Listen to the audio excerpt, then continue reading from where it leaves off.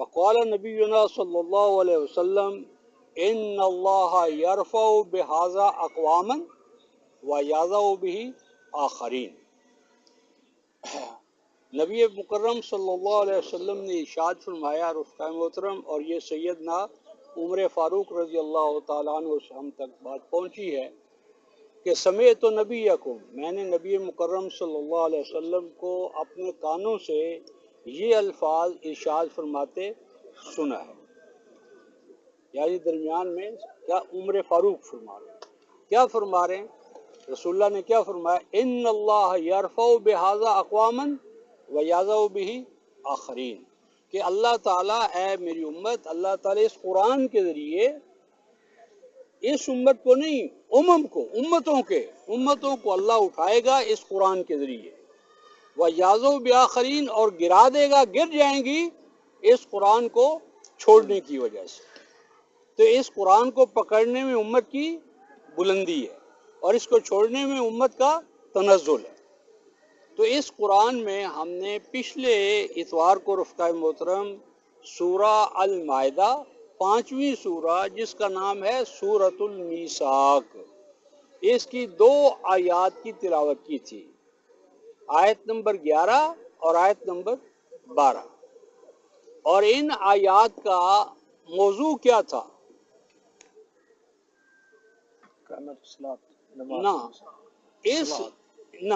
ان آیات کا موضوع تھا میثاق بنی اسرائیل، میثاق بنی اسرائیل، وہ عہد و پیمان جو اللہ تعالیٰ نے بنی اسرائیل سے لیا۔ کیا الفاظ فرمایا؟ فرمایا وَلَقَدْ، اور بلا شبہ اللہ تبارک و تعالیٰ نے، وَلَقَدْ أَخَذَ اللَّهُ، بے شک لیا اللہ تعالیٰ نے، کیا لیا؟ میثاق بنی اسرائیل۔ بنی اسرائیل کون ہے؟ آل یعقوب، آل اسحاق، آل یعقوب سے اللہ تعالیٰ نے عہد و پیمان لیا، اور اس عہد و پیمان پر قائم رکھنے کے لیے، اس کا جائزہ لیتے رہنے کے لیے کہ امت میثاق پر قائم ہے یا نہیں قائم، ایک طریقہ کار وضع فرمایا۔ وہ کیا تھا؟ وَبَعَثْنَا مِنْهُمُ اثْنَيْ عَشَرَ نَقِيبًا، کیونکہ یہ 12 قبائل تھے، سیدنا یعقوب کی 12 اولادیں یا بچے تھے، اور ہر ایک سے پھر آگے امتیں بن گئی، خاندان بہت پھیل گئے، تو ہر ایک خاندان پر ایک ایک نقیب مقرر کیا گیا۔ یعنی جس طرح آج ہم ناظم مقرر کرتے ہیں، چیئرمین مقرر کرتے ہیں، تو وہ جواب دیتا کہ اس میثاق پر تیرے دائرے میں عمل ہو رہا ہے یا نہیں ہو رہا۔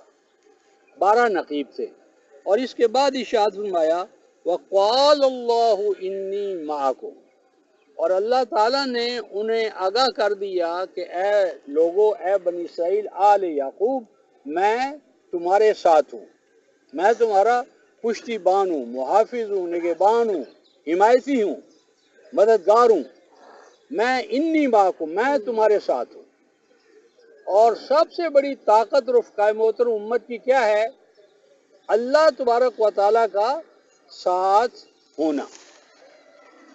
یعنی مومنوں کی حفاظت کس سے ہوتی ہے؟ اللہ تعالیٰ کی معیت سے۔ اگر آپ کے پاس ایٹم بم ہے تو یہ آپ کی اتنا حفاظت نہیں کر سکتا، کوئی دنیا کی طاقت مومنوں کی حفاظت نہیں کر سکتی۔ مومنوں کی حفاظت کا ذمہ دار اصلاً کون ہے؟ اللہ رب العزت، معیت اللہ۔ تو جب آپ کو معیت اللہ حاصل ہوگی کہ دنیا کی کوئی طاقت آپ کو ختم نہیں کر سکتی، اور معیت اللہ سے محروم ہو جائیں تو دنیا کی کوئی طاقت آپ کو زوال سے بچا نہیں سکتی۔ اور آج ہمارا مشاہدہ ہے۔ تو اللہ تعالیٰ ارشاد فرماتے ہیں کہ میں نے ان سے کہا انی معکم، میں تمہارے ساتھ ہوں۔ اب کس بنیاد پر اللہ تبارک و تعالیٰ ساتھ ہیں؟ شرائط کیا ہیں؟ اللہ تعالیٰ کب ساتھ دیتا ہے، کب نہیں دیتا؟ تو وہ جو شرائط ہیں، کنڈیشنز ہیں، فیکٹرز ہیں جن کی وجہ سے اللہ تعالیٰ ساتھ دیتے ہیں رفقائے محترم، وہ یہ ہیں۔ نمبر 1، لَإِنْ أَقَمْتُمُ الصَّلَاةَ، اگر تم صلاۃ کو قائم کرتے رہو گے، اگر صلاۃ تمہارے اندر قائم رہے گی، جسے ہم نماز کہتے ہیں رفقائے محترم، آج ہم نماز پڑھ رہے ہیں، کہیں قرآن میں نہیں آیا اذا قرأتم الصلاۃ. جتنے دوست بیٹھے ہیں نماز بھی پڑھتے ہیں قرآن بھی پڑھتے ہیں، تو کوئی دوست بتائے قرآن کے بائے بسم اللہ سے والناس تک کہیں بھی قرآن نے یہ کہا ہو کہ نماز پڑھا کرو، نماز پڑھا کرو؟ کوئی آیت کسی کے ذہن میں ہے؟ کہاں ہے قرآن میں؟ قرآن میں حج کیا ہے؟ اقام الصلاۃ یقیمون الصلاۃ. صلاۃ قائم کرنے کی چیز ہے رفقائے محترم، پڑھنے کی چیز نہیں ہے. اب سوال ہے کہ پڑھنے میں اور قائم کرنے میں کیا فرق ہے؟ قائم کرنے میں اور پڑھنے میں فرق کیا ہے؟ اور دوسری بات یہ کہ صلاۃ کا لغوی معنی کیا ہے؟ صلاۃ کس کو کہتے ہیں؟ صلاۃ کس کو کہتے ہیں رفقائے محترم؟ یہ ہے صاد لام واو یا صاد لام یا، سالاوا اور سالیا. اس کے دو معنی ہیں. سالیا اگر ہو تو اس کا معنی ہے اللہ تبارک و تعالیٰ سے جڑ جانا. اللہ تعالیٰ سے جوڑ اگر آپ کا جڑ گیا ہے تو آپ نے صلاۃ قائم کی ہے. آپ ہمیشہ کہتے ہیں یا ربنا یا ربنا یا ربنا، تو کبھی آپ کو آواز آئی ہے یا عبدی، اے میرے بندے؟ کیا کہنا چاہتا ہے؟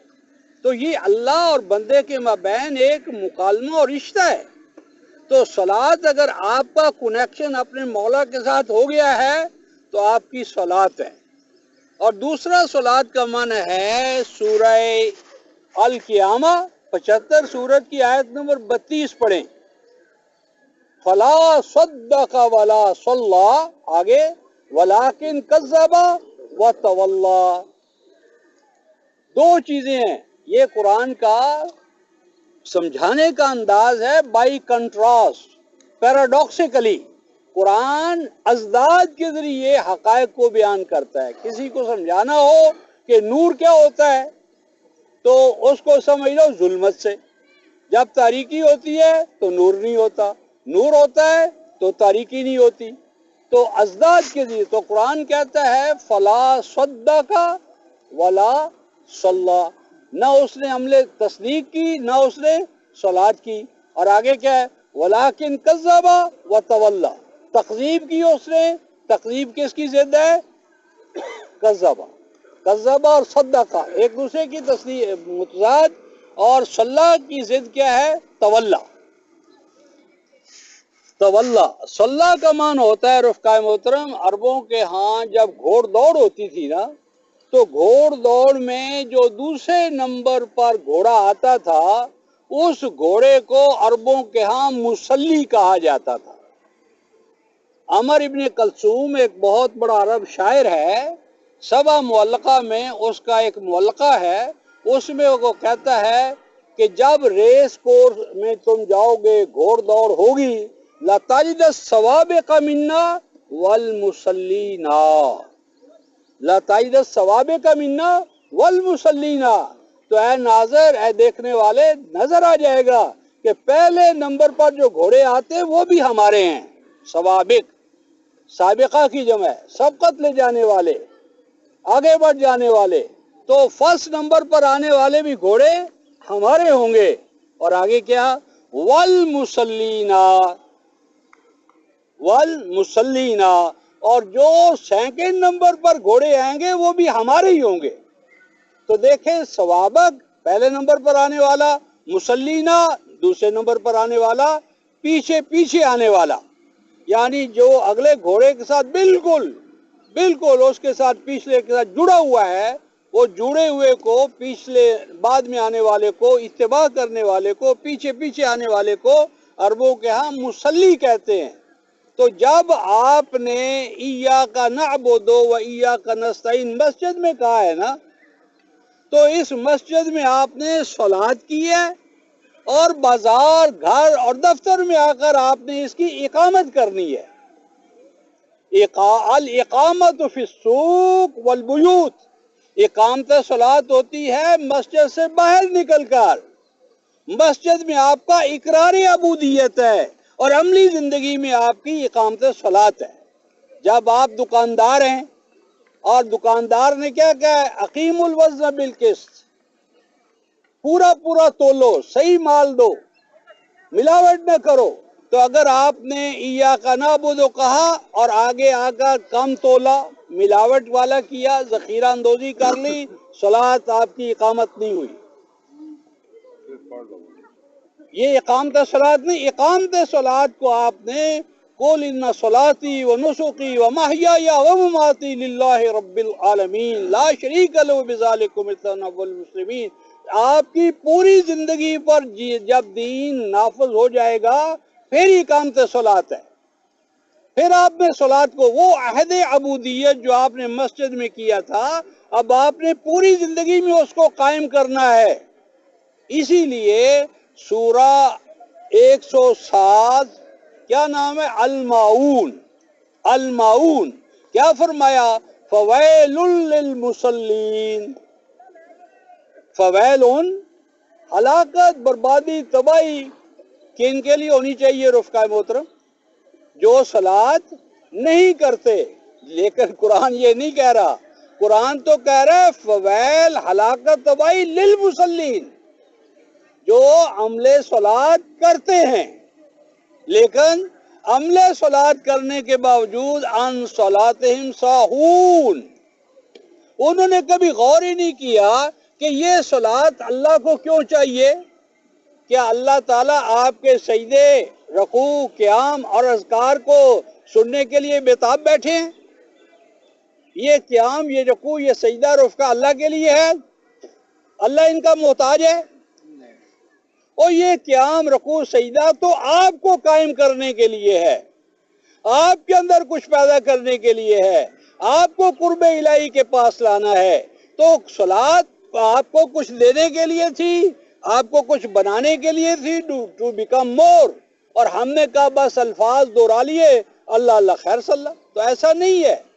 تو قرآن کہتا ہے رفقائے محترم صلاۃ کو قائم کرو، اور اس کے لیے میں نے پچھلے اتوار کو عرض کیا تھا کہ جو دوست چاہتے ہیں کہ صلاۃ کے تمام شیئرز ان کے سامنے آ جائیں تو وہ قرآن کا صرف ایک مقام دیکھ لے، وہ قرآن کا مقام ہے سورۃ المعارج، 17ویں سورت ہے اور آیت نمبر 19 اور 19 سے لے کر 34 تک، یہ 15 آیات پڑھیں رفقائے محترم، سورہ المعارج 70 سورت، آیت نمبر 19 اور تا 34، یہ 15 آیات پڑھیں، آپ کو پتہ چلے گا کہ صلاۃ کے کن کن چیزوں پر صلاۃ مشتمل ہے جس کی اقامت آپ سے مطلوب ہے۔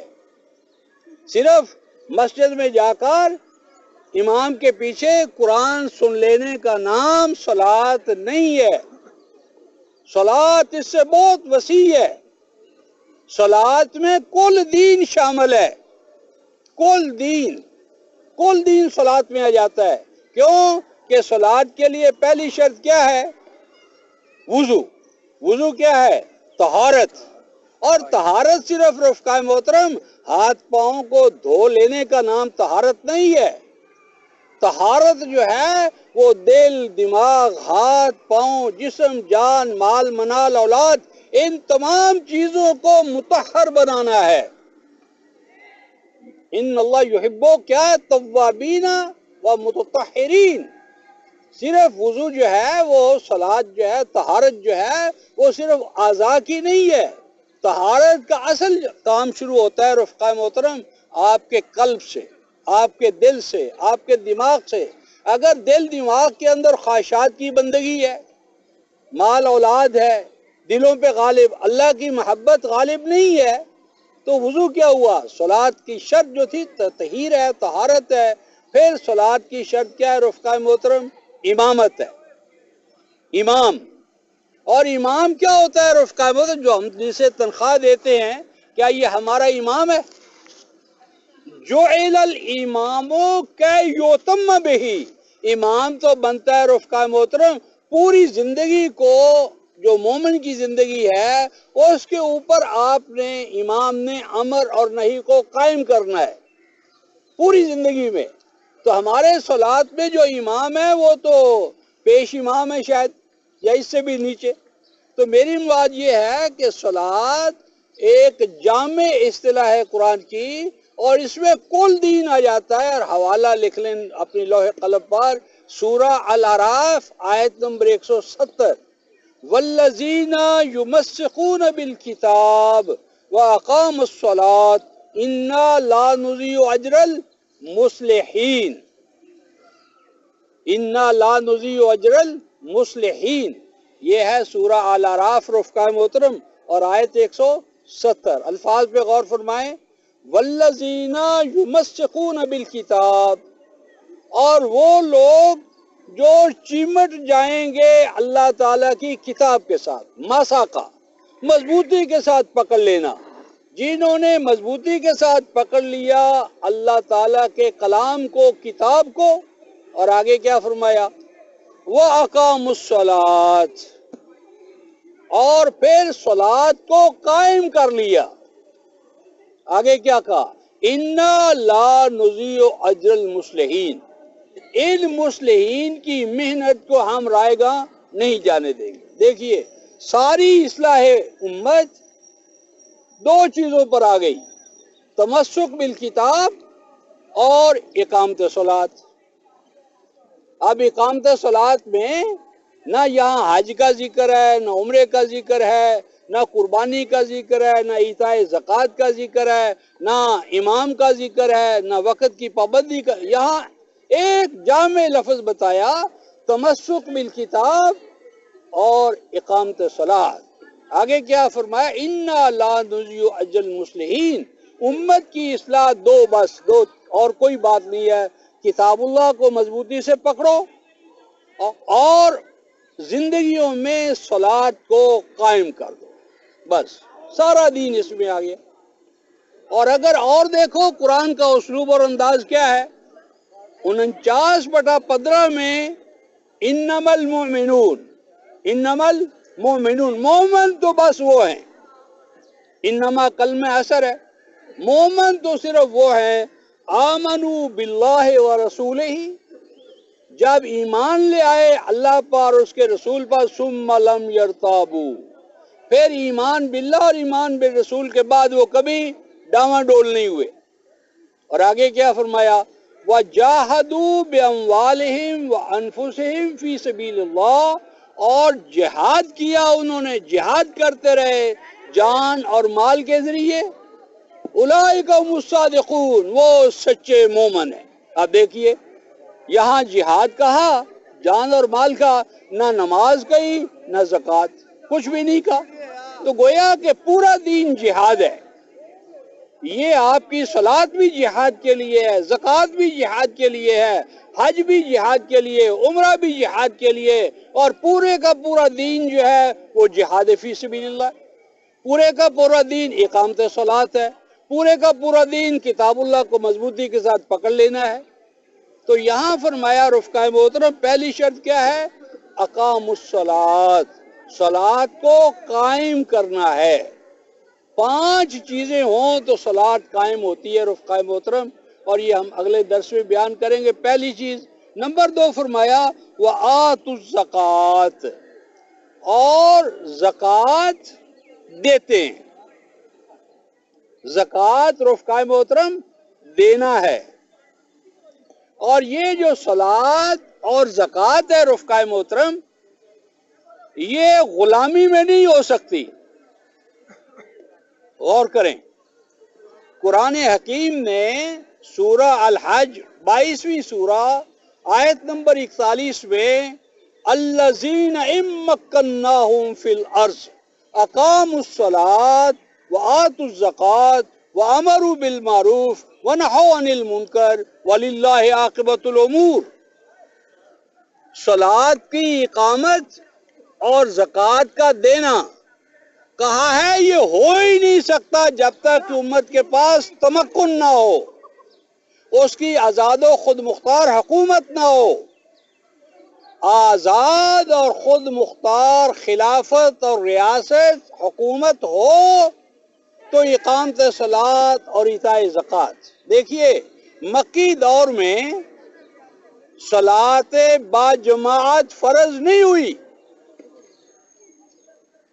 ہے تو آخر میں جسے ہم لیلۃ المعراج اسراء والمعراج وہ ہجرت سے بالکل قریب ہے، اس سے پہلے اقامت صلاۃ جماعتی فریضے کے طور پر نہیں تھی مکی دور میں، نہ زکوٰۃ فرض تھی. اب ہم 250-300 سال یا 150 سال کم از کم انڈیا میں غلام رہ کر نماز کی اقامت کے دعوے دار رہے ہیں؟ نہیں. ان کے لیے آزاد و خود مختار مملکت کی شرط ہے. الذین ان مکناہم فی الارض، سورہ الحج آیت نمبر 41. تو کہنا میں نے یہ ہے کہ اقامت صلاۃ صرف نماز پڑھنے کا نام نہیں ہے، یہ پوری زندگی کو اللہ تعالیٰ کی عبودیت میں ڈھالنے کا عمل ہے. اقامت صلاۃ. نمبر 2 وایتاء زکوٰۃ، زکوٰۃ کو آپ نے دینا ہے، بڑی اہم بات ہے، دینا ہے، تمکن فی الارض ہے. اور اس کے ساتھ رفقائے محترم آج ہم نماز پر تو کچھ نہ کچھ زور دیتے ہیں، لیکن ہماری مساجد میں ایتاء زکوٰۃ پر کوئی لیکچر ہوتا ہے اتنی قوت اور طاقت کے ساتھ جتنا نماز پر ہوتا ہے؟ سٹریس دونوں میں برابر ہے؟ نہیں ہے. بیلنس اور توازن پڑھنے کا الٹا ہوا ہے. صلاۃ پر تو بہت زور ہے اور زکوٰۃ پیدل. حالانکہ رفقائے محترم سورہ حامیم سجدہ 41ویں سورت ہے اور آیت نمبر 5 میں پڑھ لیں فویل للمشرکین، مشرکوں کے لیے ہلاکت ہے، ناکامی اور نامرادی ہے. اور مشرک کون ہوتے ہیں رفقائے محترم؟ ہم کہتے ہیں جو 3 خداؤں کو مانتے ہیں، 5 کو مانتے ہیں، ہندو ہیں جو بتوں کو مانتے ہیں، 33 کو دیوتاؤں کو مانتے ہیں. قرآن کہتا ہے رفقائے محترم مشرک کون ہوتا ہے؟ الذین لا یؤتون الزکوٰۃ، جو زکوٰۃ نہیں دیتا وہ مشرک ہے. جو زکوٰۃ نہیں دیتا وہ مشرک ہے. تو مشرک کی نماز کیسے ہوگی؟ لا یؤتون الزکوٰۃ. اور آگے کیا فرمایا؟ وَهُمْ بِالْآخِرَةِ هُمْ کافرون، 41/5. اور جو زکوٰۃ نہیں دیتا وہ آخرت کا منکر اور کافر ہے. کبھی بتایا گیا ہے کہ صلاۃ کے ساتھ زکوٰۃ کے بغیر آپ موحد بھی نہیں رہتے، مشرک ہو جاتے ہیں، آخرت کے منکر ہو جاتے ہیں. تو آپ نے سوچنا ہے رفقائے محترم کہ کیا ہم موحد ہیں؟ وہ موحد نہیں ہے جو زکوٰۃ ادا نہیں کرتا. زکوٰۃ گویا توحید کی شرط ہے اور آخرت کے ایمان کی پہچان ہے، ورنہ دونوں شرطوں سے آپ پیدل. اقامت صلاۃ اور ایتاء زکوٰۃ. اور آگے فرمایا وَآمَنْتُمْ بِرُسُلِی، اور تم رسول پر ایمان لاؤ گے. ایمان لانا کیا ہے رفقائے محترم؟ رسول پر ایمان کا کیا مطلب ہے؟ رسول کو مان لیا. کل امتی یدخلون الجنہ، اگر میری امت ہوگی نا تو میں ان کو ضمانت دیتا ہوں کہ وہ میرے ساتھ جنت میں جائے گی. آگے کیا فرمایا؟ الا من ابا، میرا امتی لیکن کیا کرتا ہے؟ ابا، کیا کرتا ہے؟ نافرمان ہے، میرا حکم نہیں مانتا، وہ میری امت کیا ہے؟ جنت میں نہیں جائے گی. فسالو، صحابہ نے پوچھا من یاباک یا رسول اللہ، اے اللہ کے رسول کیسے ہو سکتا ہے کہ آپ کو امتی بھی ہو اور یابا کا آپ کا منکر بھی ہو؟ دونوں چیزیں اکٹھی ہو سکتی ہیں؟ منکر بھی ہو اور امتی بھی ہو؟ فرمایا ہاں. فرمایا من اطاع ما جئت بہ، میرا امتی تو وہ ہے جو اطاعت کرتا ہے اس اللہ کے کلام اور دین کی جو میں نے ان کو دیا ہے. یعنی رسول کو ماننے کا معنی کیا ہے؟ اسے اطاعت کرنا، اس کا حکم ماننا، اس کی سنت پہ چلنا. من احیا سنتی عند فساد امتی فلہ اجر مئات شہید. جب میری امت میں فساد ہی فساد ہو جائے تو میری سنتوں کو زندہ کرنے والے وہ ہے میری امتی. تو کیا فرمایا؟ من اطاعنی فہو معی فی الجنہ. جو اس قرآن دین کے پیچھے پیچھے چلے گا، جو امت کو میں دے کر جا رہا ہوں وہ میرا امتی ہے، وہ جنت میں میرے ساتھ ہوگا. ومن عصانی، اور جو اس قرآن کی نافرمانی کرے جو میں امت کو دے کر جا رہا ہوں وہ مجھ میں سے نہیں ہے. تو آج امتی ہونے کا معنی کیا ہے؟ ماننے کا معنی کیا ہے؟ ماننے کا معنی ہے رفقائے محترم اس کلام الہی اور دین برحق کی اتباع کرنا، پیچھے پیچھے چلنا. ورنہ تو کیا ہے؟ سورہ آل عمران آیت نمبر 85 385 کیف یہد اللہ قوما. ذرا غور کریں اسلوب قرآن پر. کیف یہد اللہ قوما، او کیسے اللہ ہدایت کا سرٹیفکیٹ دے ایک ایسی قوم کو. کیف یہد اللہ قوما، کیسے ہدایت یافتہ قرار دے اللہ ایک ایسی قوم کو. کیسی قوم ہے رفقائے محترم؟ کیسی قوم ہے؟ شاہدو ان الرسول حق. ہے جی، لاؤڈ اسپیکروں پر آ کر زور شور سے کہتی ہیں شاہدو، ہم شہادت دیتے ہیں ان الرسول حق، کہ رسول برحق ہے. لیکن آگے کیا فرمایا؟ برحق رسول کو مانتے نہیں ہیں، اس کی اطاعت نہیں کرتے، اس کے حکم پہ نہیں چلتے، اس کی سنتوں کو زندہ نہیں کرتے. وَشَهِدُوا أَنَّ الرَّسُولَ حق، شہادتیں دیتے ہیں کہ رسول سچا ہے، لیکن رسالت نعوذ باللہ سچی نہیں ہے. رسول سچا ہے اور رسالت، پیغام، دین جو مطلوب ہے اس کی اقامت. تو فرمایا لن تقبل توبتہم وَأُولَئِكَ هُمُ الضَّالُّونَ. سورہ آل عمران آیت نمبر 90. لن تقبل توبتہم، غور کریں، ہرگز اللہ توبہ قبول نہیں کرے گا ان کی. میں نہیں کہہ رہا، جا کر گھر دیکھ لیں سورہ آل عمران آیت نمبر 90. اگر رسول کو مانتے ہو اور اس کی رسالت پہ نہیں چلتے، اس کو مقتدا نہیں مانتے، رہنما نہیں مانتے، اس کی رہنمائی میں نہیں چلتے، تو کیا کہتے ہیں؟ رہنما رہنما محمد المصطفیٰ، لیکن رہنمائی زندگی میں نہیں ہے، زندگی اس روشن نور سے منور نہیں ہے. لن تقبل توبتہم، ہرگز توبہ قبول نہیں ہوگی. اور آگے کیا فرمایا رفقائے محترم؟ وَأُولَئِكَ هُمُ الضَّالُّونَ. اگر تم نے ضال دیکھنے ہو نا، گمراہ، تو ان کو دیکھو. یہ قرآن کہہ رہا ہے.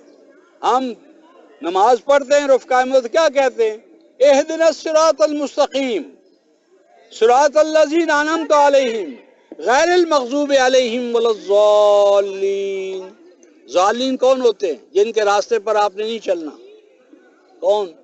جو شہادت دیتے ہیں کہ رسول سچا ہے لیکن رسول کی رسالت پر چلتے نہیں ہیں، اس کو اپنا امام و مقتدا نہیں مانتے، اس کو زندگی نہیں ڈالتے. یہ ضالین ہیں. آپ دعا تو مانگتے ہیں کہ اللہ ضالین سے ہم بچیں، اور عملاً ہم خود ضالین ہیں. اولئک هم الضالون، ضالین ہیں. اور آج امت کا کیا حال ہے رفقائے محترم؟ اس امت پر دور گزرا آج بھی ہے کہ مسجدیں الگ الگ ہو گئی. ایک مسجد تھی، جھگڑا کھڑا ہو گیا، کیس عدالت میں چلا گیا، اور جج جو تھے وہ ڈپٹی نذیر احمد صاحب تھے. انہوں نے خود یہ واقعہ لکھا ہے کہ میری عدالت میں 2 پارٹیاں آئیں اور میں نے ان سے پوچھا بھی تم کون سی پارٹی ہو؟ تو کیا کہا انہوں نے رفقائے محترم؟ کہتے ہیں ہمیں ضالین. وہ زواد کو دعات جھگڑا ہے نا، زواد کہیں یا دعات کہیں، تو مولوی انہوں نے نماز پڑھائی ضالین، انہوں نے کہا اس کی دہندی تو نماز ہی نہیں ہوئی، ایتے مخرج ہی غلط ہے، اینو کڈو میں آنا. وہ جھگڑا ہو گیا. عدالت میں گئے تو ڈپٹی صاحب نے پوچھا کہ تم کون ہو؟ انہوں نے کہا ہمیں ضالین. دوسروں سے پوچھا تم کون؟ انہوں نے ہمیں ضالین. فرمایا کہ ضال ہو یا زوال ہو، معنی دونوں کا کیا ہے؟ معنی کیا ہے دونوں کا؟ معنی ہے گمراہ، بدراہ، راہ حق سے منحرف. تو فرمایا میں نہ مسجد تمہیں دے سکتا ہوں نہ ان کو دے سکتا ہوں، کیونکہ دونوں کہہ رہے ہو نا کہ ہم گمراہ ہیں، تو گمراہوں کو مسجد کیسے دی جائے؟ تو زال اور دال پر جھگڑا ہے رفقا محترم، لیکن مفہوم و معنی سے دونوں پیدل. تو کیا فرمایا کہ اللہ کے بندو صلاۃ ادا کرنے کے لیے شرط ہے زال نہ بنو. اور زال کون ہوتے ہیں؟ شاہدوا ان رسول حق، شہادت دیتے ہیں کہ رسول سچا ہے، لیکن لم یقتدوا بہ، اس کی رسالت پر، دین پر، قرآن پر، اس کی سنت پر چلتے نہیں ہیں، تو وہ ضالین ہیں. تو صلاۃ کو قائم کرنا، زکوٰۃ کو ادا کرنا اور رسول کو مقتدا ماننا، مطاع ماننا، اس کی اطاعت و فرما برداری میں زندگی گزارنا، یہ تیسری شرط ہے. اور آگے فرمایا وَعَزَّرْتُمُوهُمْ، وَعَزَّرْتُمُوهُمْ اس کا روٹ ہے رفقا محترم عین زارا، آزارا. آزارا کہتے ہیں پودے کو پانی دینا اور پانی دے کر اسے پروان چڑھانا، اس کو ازر کہتے ہیں. اب یہ پودا جو رفقا محترم یہ قرآن کا ہے، اسلام کا ہے، اس پودے کو پروان چڑھانے کے لیے آدم علیہ السلام سے نوح علیہ السلام سے محمد رسول اللہ صلی اللہ علیہ وسلم تک انبیاء نے اس کو پروان چڑھانے کے لیے خون دیا ہے یا پانی دیا ہے رفقا محترم؟ جس کو ہم مقتدا مانتے ہیں، محبوب مانتے ہیں، وہ تو اس قرآن کو غالب کرنے کے لیے خون دے دے، اور ہمارے پاس اس کے لیے ہفتے میں 1 گھنٹہ بھی نہ ہو کہ ہم اس قرآن کو سن لیں. کیا بڑی بات! اوے اللہ کے رسول خون دیں، اللہ کے رسول اپنی عزت، اپنی جان، اپنی مال، صادق و امین تھے مکہ میں، کیوں آپ کو نکلنا پڑا؟ وما انت حل بہذا البلد، کس وجہ سے وہ کیا ہو گئے رفقا محترم؟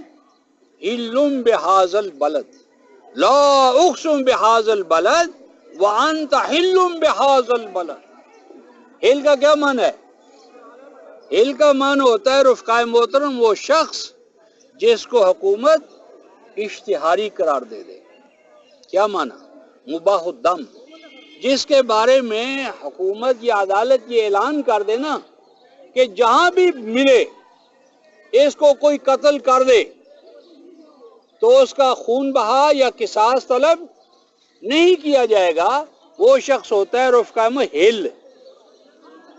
رسول اللہ صلی اللہ علیہ وسلم صادق و امین نبی مکہ میں، بیت اللہ الحرام میں، بلد الحرام میں ہل ہو گئے، مباح الدم ہو گئے. کیوں ہوئے رفقا محترم؟ اس قرآن کی وجہ سے، اس کی توحید کی وجہ سے، اس کی اقامت کی وجہ سے. تو اللہ کا رسول تو اپنی عزت، جان، مال اس قرآن پر قربان کر دے، اور ہمارے پاس اس کو پڑھنے کے لیے بھی وقت نہ ہو. کیا ہم ایمان لائے رسول پر؟ وَعَزَّرُوهُ فرمایا کہ اس دین کو، قرآن کو اپنے خون سے سینچنا، سیراب رکھنا. آج دین کا پودا جو ہے رفقا محترم وہ ہماری زندگیوں میں سوکھتا جا رہا ہے، سوکھتا جا رہا ہے، خشک ہو رہا ہے، اور ہم کلمہ پڑھ کر بڑے مطمئن ہیں کہ بڑا کام کر لیا. وَعَزَّرْتُمُوهُمْ اللہ کے دین کو پانی سے نہیں خون سے سیراب کرتے رہنا، تو اللہ تمہارے ساتھ ہوگا، اللہ تمہارا ساتھ دے گا. اور آگے 5ویں بات فرمائی رفقا محترم وَأَقْرَضُوا اللَّهَ قَرْضًا حَسَنًا قرض حسن رفقا محترم اللہ تعالی کی معیت کی شرط ہے. 5ویں شرط ہے کہ امت کے اندر قرض حسن کی انسٹیٹیوشن جو ہیں وہ جاری و ساری رہے۔ آج ہمارا المیہ یہ ہے رفقائے محترم کہ آج کسی ممبر پر کسی محراب میں قرض حسن کے واجب اور فرض ہونے کو آج تک کوئی شخص بیان نہیں کر رہا۔ کسی مسئلے میں چلے جاؤ، پوچھو، تمام فرقوں سے پوچھو، کسی فرقے کو مت چھوڑو کہ مولوی صاحب قرض حسن کا کیا مقام ہے۔ کوئی نہیں بتائے گا کہ یہ فرض ہے، واجب ہے۔ جا کر پوچھ لے، ہاں جی قرض حسن دے دیں، مستحب ہے، مستحب ہے، سنت ہے، بس اللہ اللہ سنت ہے، واجبہ نہیں ہے، سنت راتبہ نہیں ہے، سنت فضیلہ، دے دو تو فضیلت ہے، نہ دو تو کوئی پکڑ نہیں ہے، غلط ہے۔ قرض حسن امت پر رفقائے محترم واجب ہے، فرض ہے، اقامت صلاۃ کی طرح، ایتاء زکوٰۃ کی طرح۔ اور چونکہ اس امت نے قرض حسن کو ختم کر دیا، نتیجتاً اس پر ربا مسلط ہو گیا۔ لوگ کہتے ہیں جی مول صاحب اور ربا تے اج کوئی دس ہی نہیں سکتا ربا ہوندا کی ہے۔ میں کہتا ہوں کہ ربا بتانا ایک طرف، ربا کو ختم کرنے میں صرف حکومت کا ایک آرڈر کافی ہے۔ آپ امت میں قرض حسن کو واجب قرار دے دیں۔ ہر صاحب وسائل، جس کے پاس وسائل ہیں، ریسورسز ہیں، وہ اس فرد کو جو ریسورسز نہیں رکھتا اس کو پاؤں پر کھڑا کرنا واجب ہے۔ اور اگر وہ قرض نہیں دے گا تو یہ قرض کون ادا کرے گا؟ ریاست ادا کرے گا، اس کے وہ ورثہ ادا کریں گے جو مرنے کے بعد اس کے وارث ہوتے ہیں۔ پہلے ہے الورثہ، قرض آپ لیں، خوش دلی سے لیں، مومن بن کر قرض لینا کوئی حرام نہیں ہے، اپنے پاؤں پر کھڑا ہونا آپ کا حق ہے، بلکہ قرآن تو کہتا ہے سورہ آل عمران آیت 92، لَن تَنَالُوا الْبِرَّ حَتَّى تُنْفِقُوا مِمَّا تُحِبُّونَ، تم نیک بن ہی نہیں سکتے جب تک کہ اپنے بھائی کا اکنامک ڈیڈ لاک جو ہے وہ دور نہ کرو۔ ہر مومن کے اکنامک ڈیڈ لاک کو دور کرنا آپ پر واجب ہے۔ اس کے لیے آپ کو قرض دینا ہے، قرض دینا ہے حسن پیدا کرنے کے لیے۔ حسن کیا ہوتا ہے؟ توازن، اعتدال، قوام، یعنی بیلنسڈ، یعنی مومنوں کی سوسائٹی بیلنس سوسائٹی ہوتی ہے، متوازن سوسائٹی ہوتی ہے۔ اس میں ایسا نہیں ہوتا بھوکے ننگے ایک طرف اور عمراء کی بستیاں الگ الگ، نہیں، یہ فاسقوں کی علامت ہے، مومنوں کی نہیں۔ قرض حسن واجب ہے، فرض ہے۔ اور اگر مزید ثبوت چاہتے ہو رفقائے محترم تو سورہ مزمل پڑھ لو۔ سورہ مزمل تو بعضوں کو یاد بھی ہوتی ہے نا، اور پڑھتے بھی ہیں۔ تو اس کی آیت نمبر 20 کیا ہے؟ اے ایمان والو، یا ایھا الذین آمنو، 3 کام رفقائے محترم فرض ہے مومن پر۔ کیا؟ اقیم الصلاۃ، صلاۃ کو قائم کرو۔ صلاۃ کی اقامت رفقائے محترم سنت ہے یا فرض ہے؟ واجب ہے۔ اور جو تارک ہے صلاۃ کا وہ کون ہے؟ مشرک، کافر ہے تارک صلاۃ۔ تو صلاۃ واجب ہے یا فرض یا سنت؟ فرض ہے، واجب ہے، تارک کافر ہے۔ اور آگے وَأَقَامُوا الزَّكَاةَ، زکوٰۃ دو، زکوٰۃ فرض ہے یا واجب ہے یا سنت ہے؟ فرض ہے۔ اور جو زکوٰۃ کا منکر ہے وہ تارک مشرک ہے، آخرت کا منکر ہے۔ اور آگے دیکھیے وَأَقْرِضُوا اللَّهَ قَرْضًا حَسَنًا، اور یہ ایک آیت میں رفقائے محترم 3 آرڈرز ہیں، اقامت صلاۃ، ایتاء زکوٰۃ اور قرض حسن۔ مجھے کوئی مولوی سمجھا دے کہ اللہ نے 3 حکم دیے برابر، ان میں سے ایک کو آپ نے فرض کہا दूसरे को वाजिब कहा, तीसरे को सुन्नत और मुस्तहब बनाया। ये आपको किसने अथॉरिटी दी है? अल्लाह के हुक्म को जो बराबर के 3 अहकाम हैं, उनमें डंडी मारने का आपको किसने हुक्म दिया है? इकामत सलात फर्ज, इताए ज़कात फर्ज और कर्ज हसन सुन्नत और मुस्तहब। क्यों? सारा दीन का बिगाड़ यहां से शुरू हुआ। अगर कर्ज हसन इस उम्मत में फर्ज और वाजिब रहता, इस उम्मत में कभी रिबा ना आता, सूद ना आता, इंटरेस्ट ना आता, यूजरी ना आती। जब हर मोमन दूसरे मोमन को कर्ज हसन देने का पाबंद हो जाए तो सूद कौन जाकर लेगा? हर मोमन दूसरे भाई को अपने रिसोर्सेज कर्ज हसन के तौर पर देने पर मजबूर है। अल्लाह ने हुक्म दिया है। ये हुक्म जब जारी हो जाएगा तो सूद बैंकों से कौन लेगा? क्या जरूरत पड़ेगी? कोई पागल है? और सूद रफ़्क़ाए मोहतरम क्या है? यतख़ब्बतु शैतानु मिनल मस। ये सूद लेने और देने वाले जहरीले सांप के डसे हुए इंसान है। जो सूद लेता और देता है ना रफ़्क़ाए मोहतरम, यतख़ब्बतु शैतानु मिनल मस, वो इंसान नहीं है, वो जहरीला सांप है। आज हम सब इस निज़ाम की वजह से जहरीले सांप बन चुके हैं। मोहब्बत खत्म, मुवद्दत खत्म, भाईचारा खत्म, अखुवत खत्म। मिसाल देते हुए शर्म आती है, डर लगता है।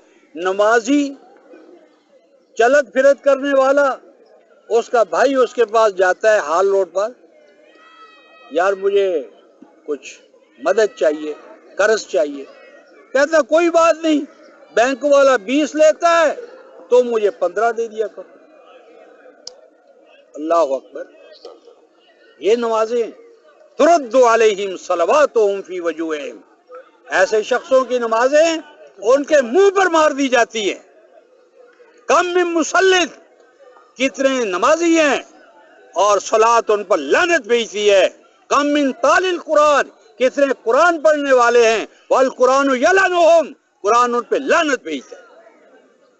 कुरान की तिलावत करे, कुरान की खिलाफवर्जी करे। कुरान की तिलावत करके देखिए रफ़्क़ाए मोहतरम, रिबा लेना और देना, इसका गवाह बनना, इसके लिए कोशिश करना माँ के ज़ना से 70 गुना ज्यादा है। जमीन की बरकत खत्म हो जाती है, कुलूब में निफाक पैदा हो जाता है, कुलूब से मोहब्बत खत्म हो जाती है। इज़ा राजर रिबा, जब किसी उम्मत में रिबा आ जाता है, लुइनु, मलून हो गए। क्यों? अख़ज़हुमुर रिबा वक़द नहू अन्हु, जब उम्मत रिबा लेना और देना शुरू कर दे, वो उम्मत मलून हो जाती है और वो तय्यबात से महरूम हो जाती है। तो ये रफ़्क़ाए मोहतरम एहसास अपने अंदर, अपने दोस्तों के अंदर, मौलियों से पूछें कि क्या कर्ज हसन अज़्र किताबुल्लाह फर्ज या वाजिब था या नहीं? क्यों तुमने इनको भुलाया? क्यों इसे भुलाया? क्यों पसे पूछ डाला?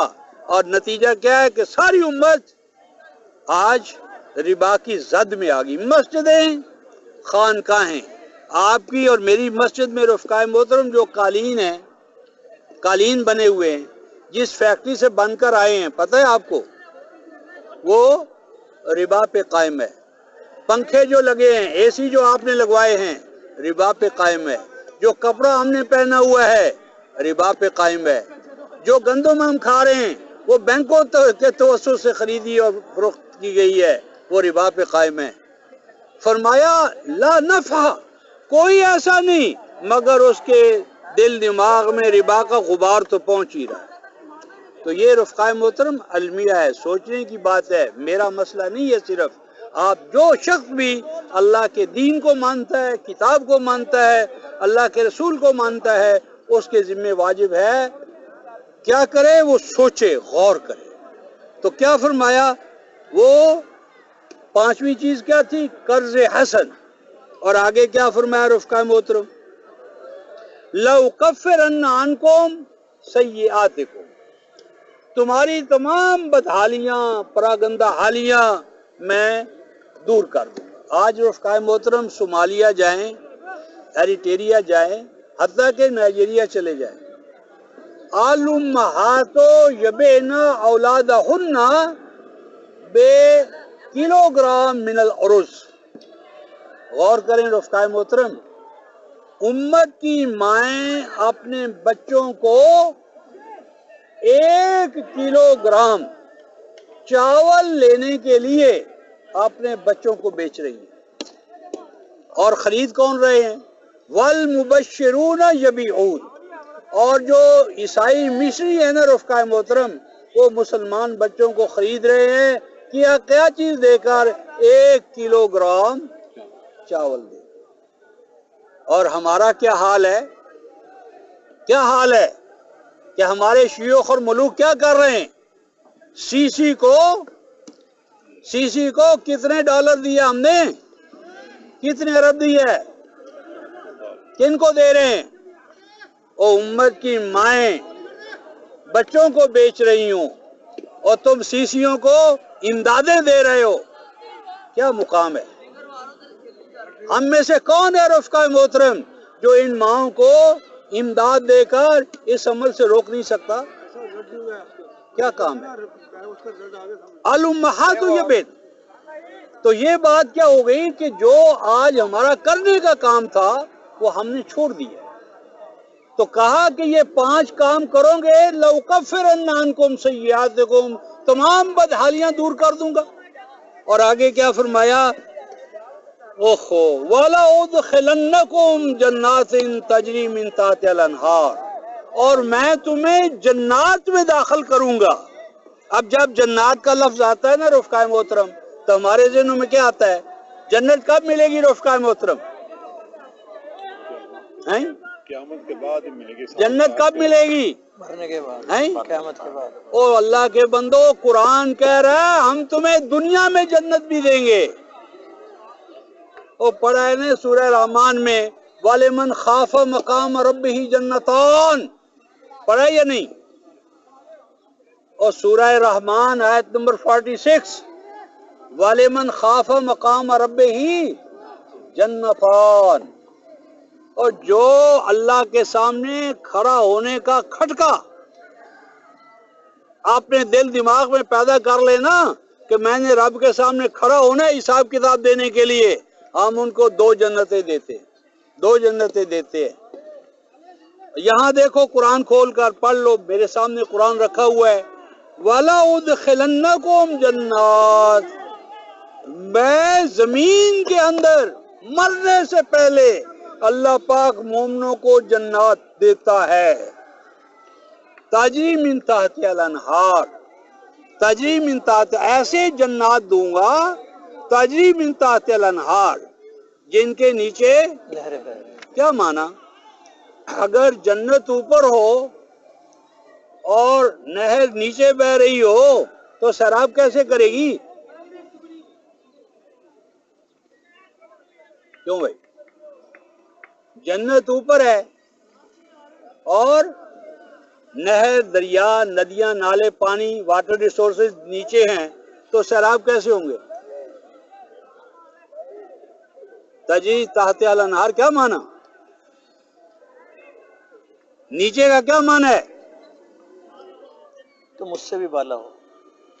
ہاں دیکھو قرآن کیا کہتا ہے، سورہ وہ ہے 43، کون سی ہے؟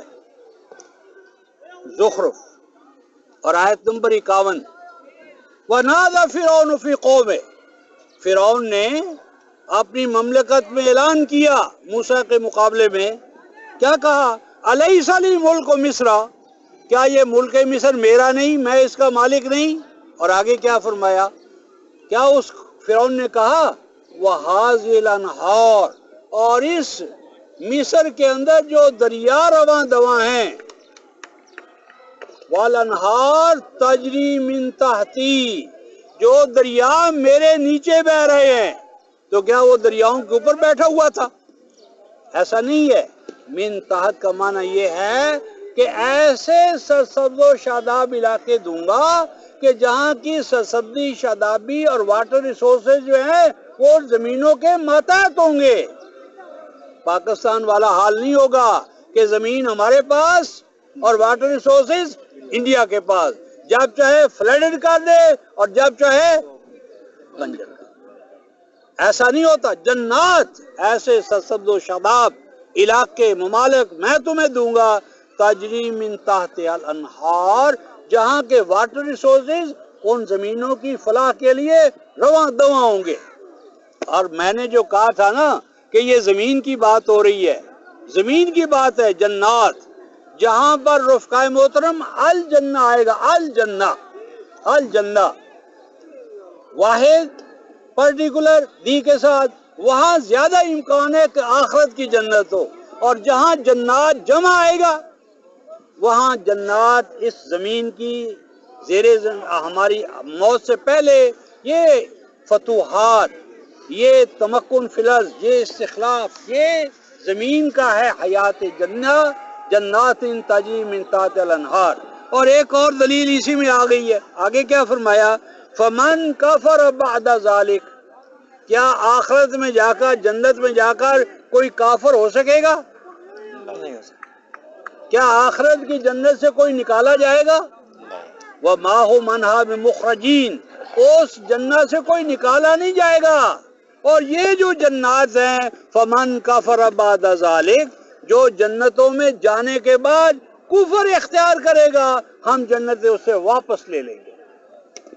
یہ جو کفر کے بعد ان جنات کو واپس لینے کا قرآن کہہ رہا ہے نا، یہ دلیل ہے اس بات کی کہ یہ جنات حیات عرضی کی ہیں، دنیا کی ہیں، کیونکہ کفر یہی ہو سکتا ہے، آخرت کی الجنہ میں تو کفر نہیں ہو سکتا۔ تو رفقا محترم، سورج بھی کافی ہو گیا، بچے بھی کھیل کود کے حوالے سے مشغول ہیں، تو یہاں ہم رکتے ہیں، یہیں سے آگے چلیں گے۔ تو آخر دعوانا ان الحمدللہ رب العالمین۔ تو یہ سورہ تھی المائدہ، اور آیت نمبر تھی 11 اور 12۔ اور صلاۃ کے لیے جو میں نے آپ کو خاص طور پر بتانا تھا وہ تھی سورہ المعارج، 70 سورہ اور آیت نمبر 19 سے 34 تک۔ اور یہ جو بتانا تھا کہ زکوٰۃ ادا نہ کرنے والا مشرک ہے اور آخرت کا منکر ہے، حامیم سجدہ 41ویں سورہ اور آیت نمبر 5۔ اللہ تبارک